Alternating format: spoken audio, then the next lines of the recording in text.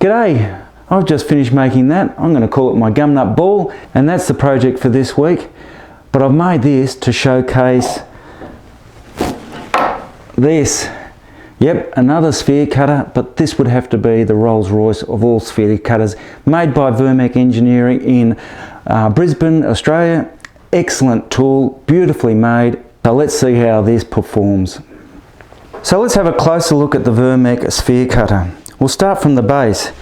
Here we have a very substantial chunk of steel to hold everything solid and rigid. This can be interchanged according to the size lathe that you got. We have two locking levers. This one is a cam, lifted to that point there, which is about 45 degrees, and it will slide this way. Move it around like that, lock it in place.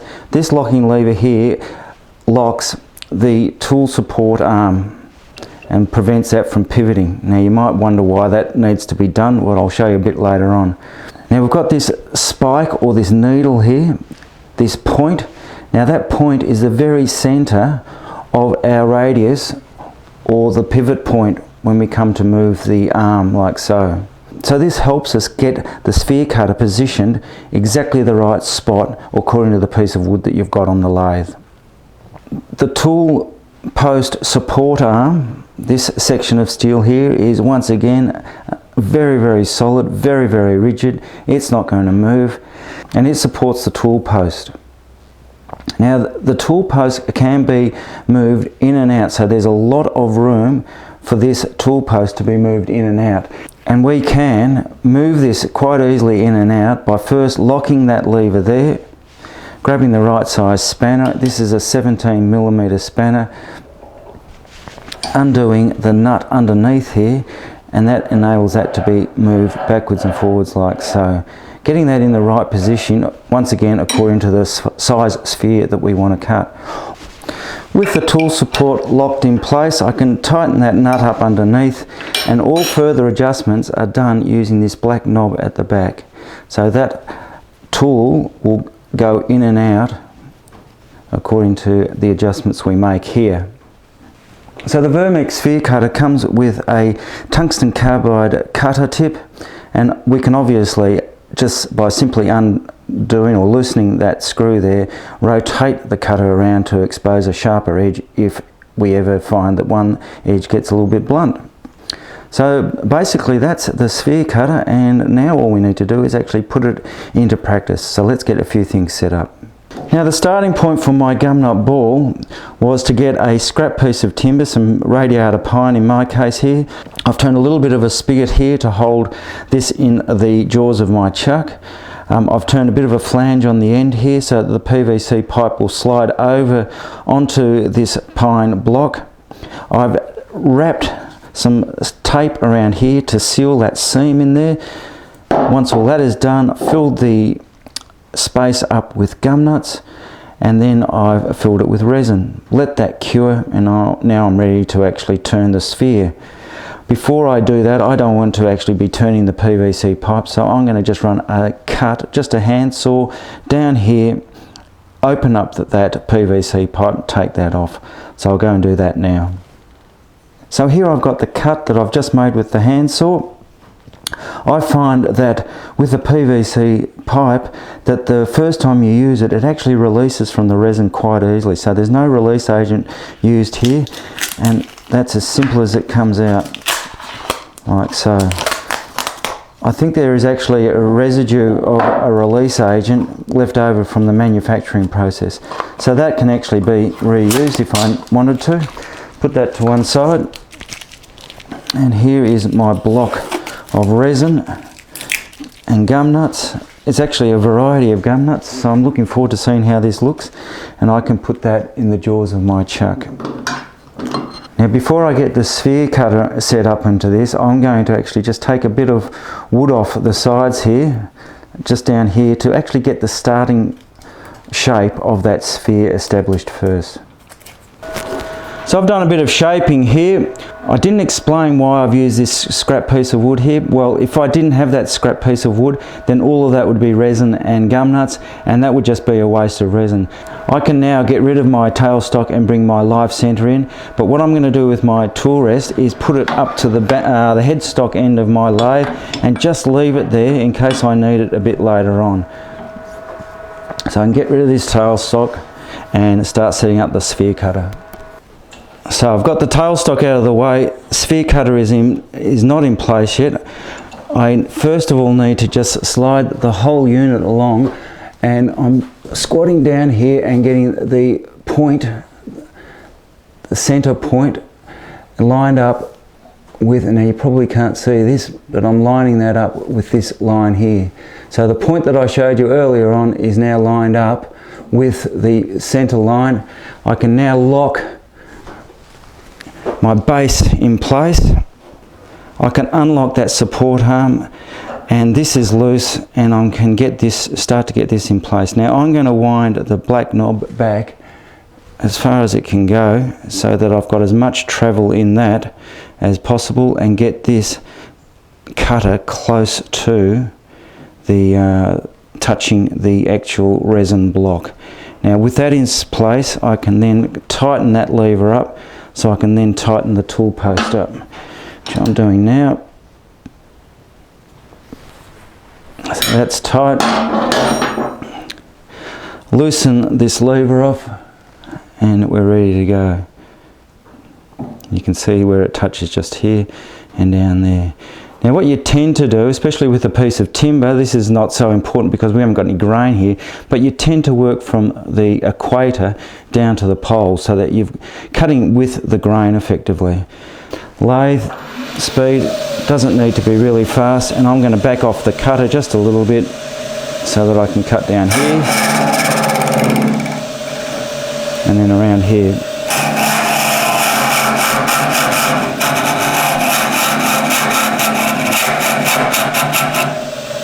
So now winding the black knob in and a bit off here. I'm going at about 1000 RPM, a couple of rotations of that. Go in again, go right around. And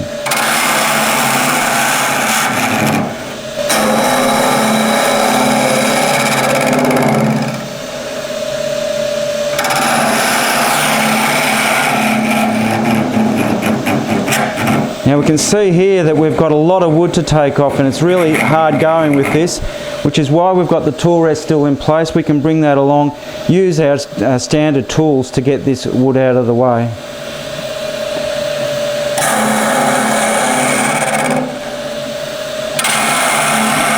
I'm not going to worry about that for the moment. I'm just going to try and get this shaped. The thing that's really good about this Vermec sphere cutter is that everything is so solid. There's no flex in the whole unit whatsoever.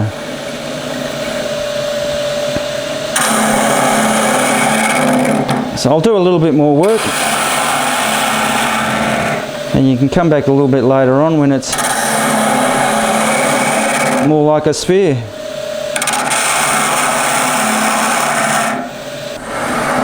I've made a little bit more progress with the sphere, with getting it shaped. Now what I'm doing here is just working on this side, going all the way around. Make sure that the cutter goes right down to the pole,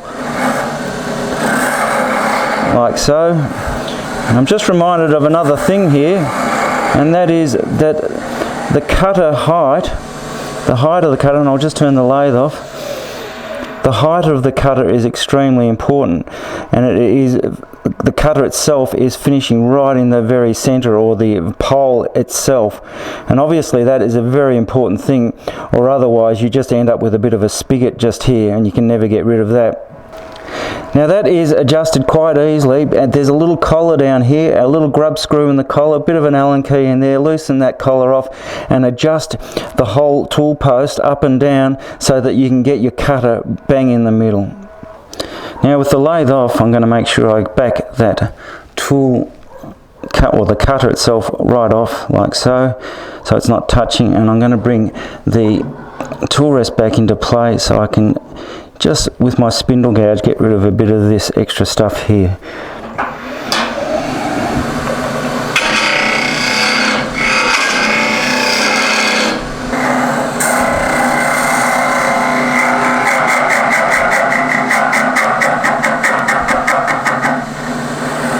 Don't want to get too small here. Down here, I've still got a little bit to do here. It doesn't hurt to actually support things with your hand. I've just got a little bit of a dent in here that was made by my live centre, so wouldn't mind getting rid of that.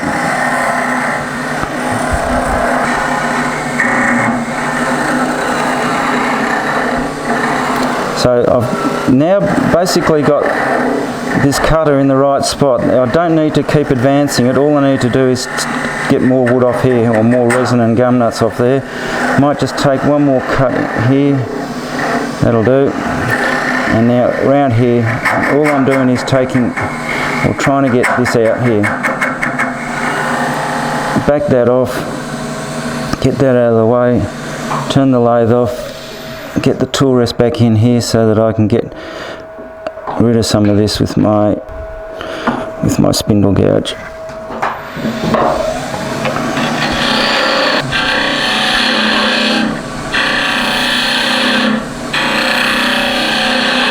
And if you don't like spindle gouges like that, you think that's a bit, just go in there gently with a parting tool, taking small cuts. I'm not using the whole width of the cutting edge there, just, well, initially I am, but just small cuts.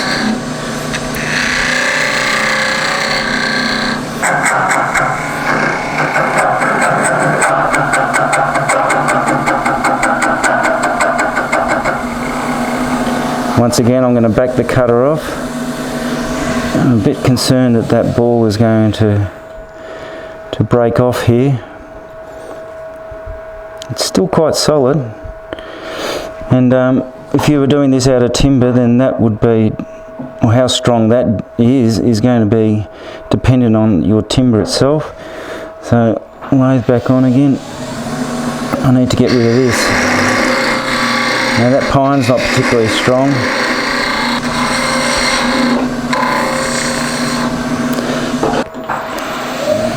And I'm going to support this time.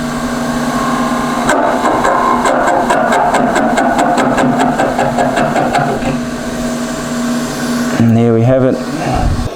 Now we've got to try and sand this, and we've also got to get rid of that little bit of a spigot there. So we're going to use this to turn a bit of a cove in there. It's a bit of a hollow in there, so we can hold this in there like that, bring the tailstock up, make something for the other end, hold it in there like so, so we can clean that up. Need to get rid of this, get this out of the way. Let's do that. Now I'm going to just turn a bit of a hollow in there with a spindle gouge.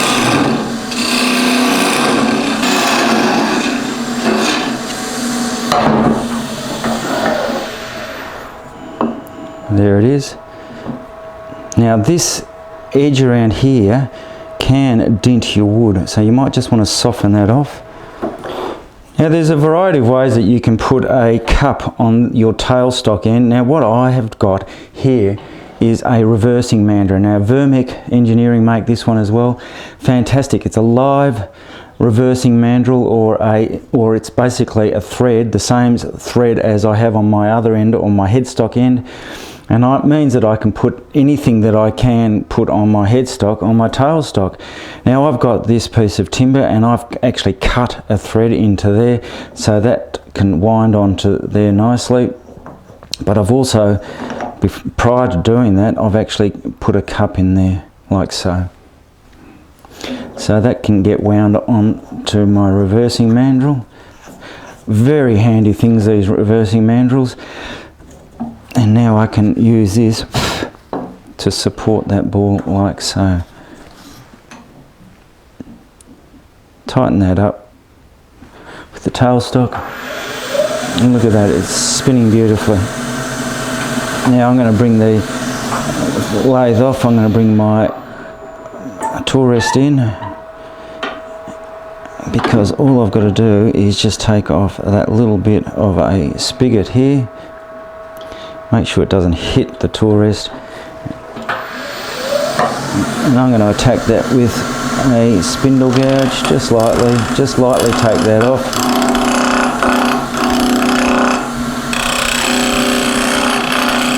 There it is, and now I can get sanding this, and you wait for this to come up absolutely beautifully. So I'm just going to work through my grits. I'll probably start at 80 grit and work through this. I'll be able to sand in this area here, turn the lathe off, back my tailstock off, and sand this area in here. Now you can see that this one here in particular has dinted or made a mark in there, so what we might need to do is put some padding in between there with a bit of rag. So I'll just do that, and then we'll get onto the sanding. So I'm almost finished the sanding stage here, and I've gone to this, well, it's another Vermec product. It's their rotary sander, and it's easily one of the best rotary sanders I've ever used. And I've got 500 grit here. I've done it like so. Turn that off. You'll also notice I've put some padding in here that I've actually glued in place. I just quickly stuck that on with some CA glue, rotate it around, and I can get to this area here and finish that sanding, and then I'll get on with some Triple E. Now I was thinking as I was doing this sanding is that what I could have done is that to avoid having to make up these sorts of things, is I could have actually done the sanding of the majority of the sphere before I parted it off at this end earlier on. So before parting it off, before taking that last little bit of sphere off, I could have done all the sanding, and then I perhaps could have just hand sanded that little bit of a spigot at the very end. Turn that off. And now I'm ready to apply some, as usual, some Triple E. Here I am buffing the sphere, the ball, with a rag. Notice that I've got the end right out of the way. I haven't got it wrapped around my fingers. I'm going to rotate that, tighten that up again. And that last little bit of polishing.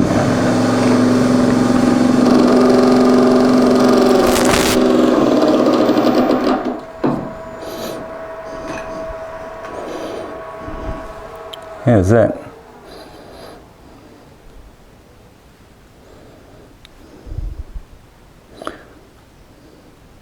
I hope you enjoyed that one. If you haven't done so already, please subscribe to my channel. I'll see you another time. Safe turning.